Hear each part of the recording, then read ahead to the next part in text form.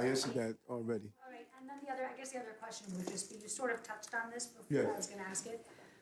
But I think some people are wondering why you were so much more vocal criticizing President Biden than you are now, even when President Trump seems to do things that, knowing you as long as you do, even though some of the things you're saying are totally consistent and you've said them before, there are some times where you've opted to pull punches against Trump.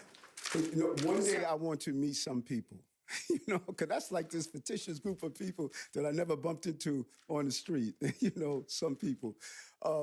10 months, 10 trips to Washington I did to sit down with the previous administration. 10 trips. And constantly told them how important it is. On one of those trips, I was told that this is like a gallstone. It's going to hurt, but it'll pass. I said, well, maybe you want to pass it. So 10 trips, 10 trips. And so after 10 trips, after watching thousands of people come in here, I was consistent. And so it didn't make a difference to me if the president was Democrat or Republican. I was fighting for New Yorkers. And I said to you previously, we put up a chart. Many of you don't realize the long-term impact of losing $7 billion.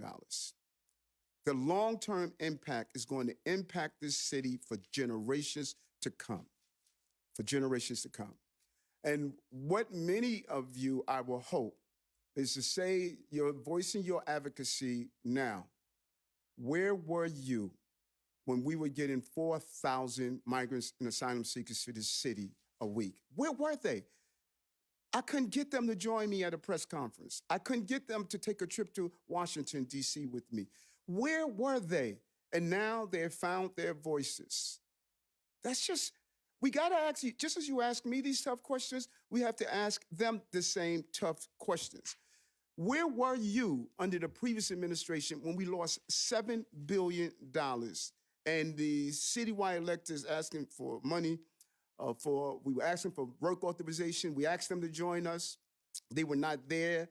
The speaker and public advocate even agreed to stand with us, but the controller decided he wasn't going to do that. Like, we can't have amnesia. While we were going through a crisis under the previous administration, these leaders were not here. And we called them on them over and over again. You need to be standing with us to fight what the previous administration did.